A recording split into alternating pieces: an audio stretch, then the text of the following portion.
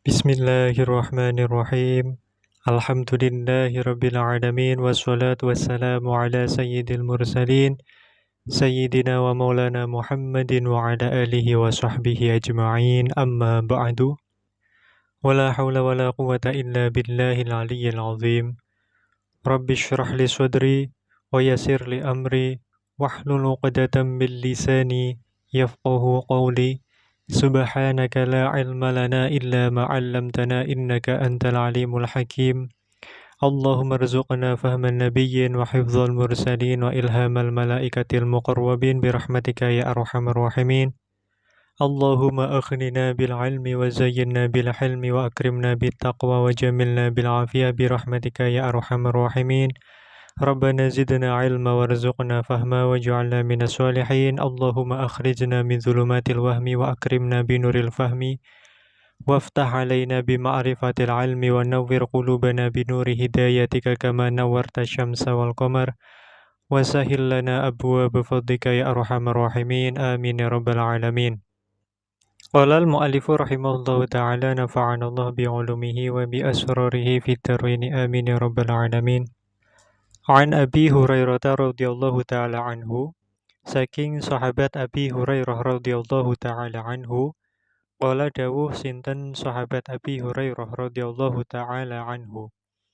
Qala dawuh sinten Rasulullah sallallahu alaihi wasallam, idza da'a rajul, idza da'a nalika ngundang sapa ar-rajulu wong lanang imra'atahu ing bojo wadone ar-rajul, ngundang ila firasyihi maring lemeke ar-rajul.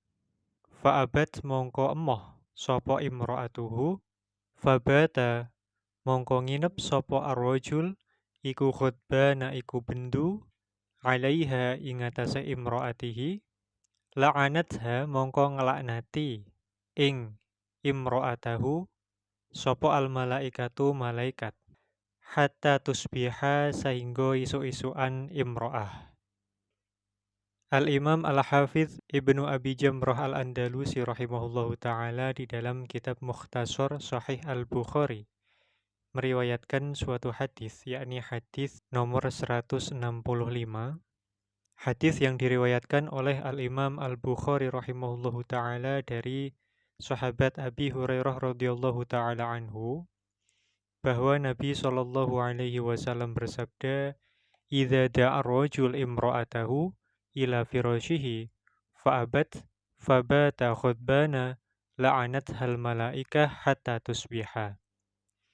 Bahwa ketika seorang laki-laki mengajak istrinya ke firasnya, yakni ke tempat tidurnya, ini adalah kinayah anil jima, sebagaimana yang disebutkan oleh Asy-Syaikh Ali As-Sabuni rahimahullah di dalam tafsir beliau, yakni ketika seorang laki-laki mengajak istrinya untuk melakukan muasyarah zaujiyah, hubungan suami istri, fa'abat, maka sang istri tidak mau atau menolak, fabata khutbana, maka kemudian suami tersebut melalui malam dalam keadaan marah terhadap istrinya itu, la'anat hal malaikah hatta tusbiha, maka para malaikat melaknat istri tersebut sampai pagi hari. Makna laknat di sini sebagaimana yang sudah diketahui secara umum, secara lughawi, adalah al-ib'ad minar rahmah, dijauhkan dari rahmah. Jadi seorang istri yang menolak ajakan suaminya untuk melakukan hubungan suami istri yang sah, maka dia mendapat laknat dari malaikat, dijauhkan dari rahmah Allah Subhanahu wa ta'ala hingga pagi hari. Asy-Syaikh Al-'Allamah Asy-Syarnubi rahimahullahu ta'ala menjelaskan bahwa makna dari fa'abat, yaitu ketidakmauan dan penolakan sang istri tersebut, itu adalah jika tanpa uzur, ai imtana'at bila uzrin.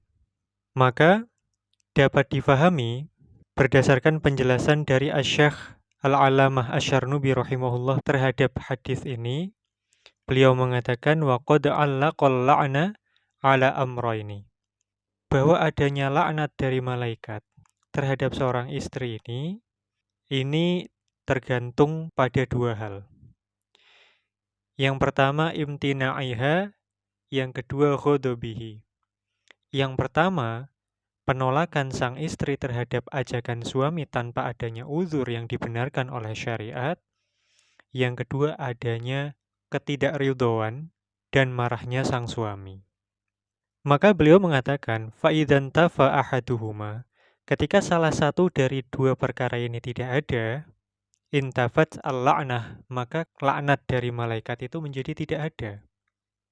Jadi semisal sang istri ini menolak ajakan dari suami, yang mana penolakan ini adalah disebabkan karena adanya uzur, baik itu uzur yang memang berdasarkan ketentuan dari syariat, semisal ketika dirinya haid atau ketika dirinya sedang dalam kondisi ihram, maka penolakan ini justru wajib dilakukan.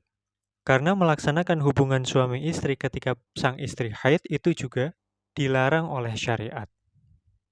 Maka ketika sang istri menolak karena adanya uzur yang syar'i ataupun karena uzur dari sisi medis yang kemudian didukung dan dibenarkan oleh syariat, maka ini tidak apa-apa walaupun suaminya dalam keadaan marah. Karena marahnya suami ini tidak berdasarkan ketentuan dari syariat. Bahkan Al-Imam Ibnu Hajar Al-Haytami rahimahullahu ta'ala di dalam kitab beliau Al-Fatawa Al-Kubra Al-Fiqhiyah jilid 4 halaman 173, beliau menyatakan, beliau ditanya, amma idham tana'at az-zawjah min tamkini zawj litasya'uthihi wa kathrati awsakhihi hal takunu nasyizah.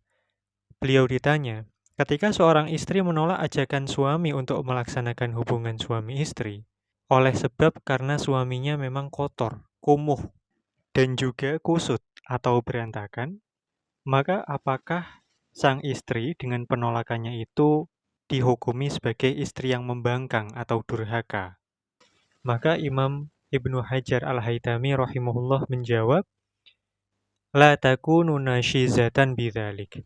Sang istri tidak termasuk dianggap durhaka terhadap suami, karena memang kondisi suami yang tidak bersih, misalnya karena suaminya itu berantakan, rambutnya kusut, bahkan badannya penuh dengan kotoran, maka ini termasuk uzur yang diakui oleh syariat, sehingga tidak apa-apa istri menolak.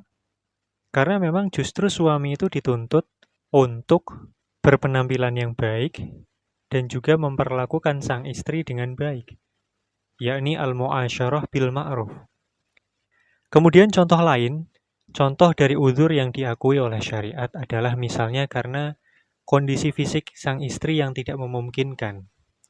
Misalnya karena dia sedang sakit, atau misalnya karena di dalam organ kelaminnya sedang ada luka, yang mana ketika luka itu dipaksakan untuk berhubungan suami istri, maka bisa membahayakan kesehatan istrinya. Ini juga termasuk uzur yang dibenarkan oleh syariat.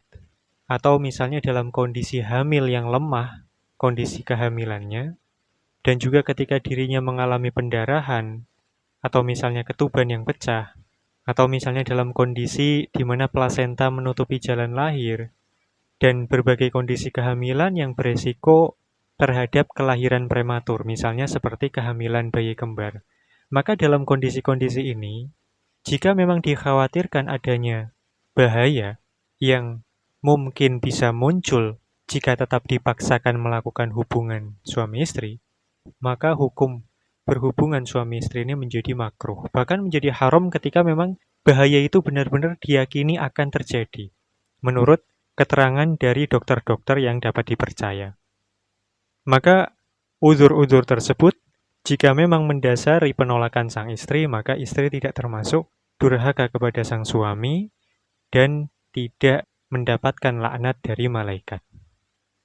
Kemudian, di dalam hadis ini juga terdapat pelajaran untuk mura'atul huquq az-zawjiyah, untuk senantiasa menjaga dan memenuhi hak-hak suami istri.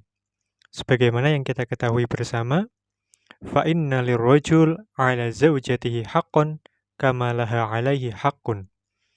Bagi suami atas istrinya terdapat hak. Demikian juga bagi istri atas suaminya itu juga terdapat hak. Masing-masing istri dan suami ada hak dan kewajiban yang harus senantiasa dipelihara. Fal huquq mutabadalatun baina zaujain. Maka hak-hak di dalam hubungan suami istri itu saling timbal balik di antara suami maupun istri. Maka hadis ini termasuk motivasi dan dorongan dari syariat untuk senantiasa menjaga hak-hak masing-masing antara suami dan juga istri. Karena ketidakadaan pemenuhan hak, baik itu hak istri maupun hak suami, itu berpotensi menimbulkan perseteruan, bahkan kebencian di antara pasangan suami dan istri. Asy-Syaikh Ali As-Sabuni rahimahullahu taala menyampaikan di dalam syarah beliau, wa hadhihi tusabbibul adawata wal baghdha baina zaujain. Hilangnya pemenuhan salah satu hak di dalam hubungan suami istri itu berpotensi menimbulkan perseteruan dan kebencian. Warubbama kana dzalik sababan lidamaril usrah. Bahkan tidak jarang ketidakterpenuhan hak-hak suami istri itu menjadi sebab dan faktor terbesar yang mengarahkan hubungan suami istri kepada keruntuhan rumah tangga. Baik itu dengan tolak maupun dengan perpisahan. Bit tolaki wal firaq. Maka hadis ini menjadi salah satu ketentuan dari syariat dalam rangka menjaga kehangatan dan juga menjaga kelanggengan hubungan suami istri yang sesuai dengan tuntunan syariat. Di dalam hadis ini juga terdapat pelajaran bagus, pelajaran penting sebagaimana yang disampaikan oleh Al-Imam Ibnu Hajar Al-Asqalani rahimahullah. Beliau berkata wa fihi al-irsyad ila musa'adati zauj wa talabi mardatihi. Bahwa di dalam hadis ini ada petunjuk bagi seorang istri untuk menolong dan membantu suaminya dan juga berupaya mencari keridhaan suaminya.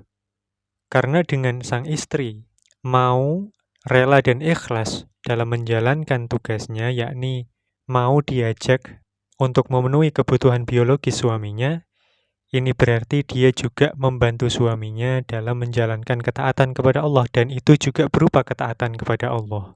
Karena dapat menjauhkan suaminya itu dari hubungan-hubungan biologis yang tidak halal, yang diharamkan oleh syariat Islam. Dan di dalam hadis ini juga terdapat pelajaran bagi sang suami untuk dapat mengetahui dan juga memahami kondisi sang istri. Karena tidak selamanya sang istri itu menolak karena keengganan pribadi belaka. Namun juga banyak sekali faktor-faktor yang dapat menjadi sebab kenapa sang istri menolak ajakan suami itu. Bisa jadi karena kondisinya yang memang tidak fit, bisa jadi karena adanya suatu uzur lain, yang mana itu dapat mengurangi kualitas dari hubungan seksual itu, maka sang suami itu hendaknya mengerti.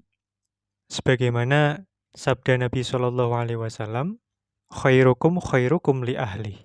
Sebaik-baik kamu sekalian itu adalah yang terbaik di dalam memperlakukan keluarganya, yakni istrinya.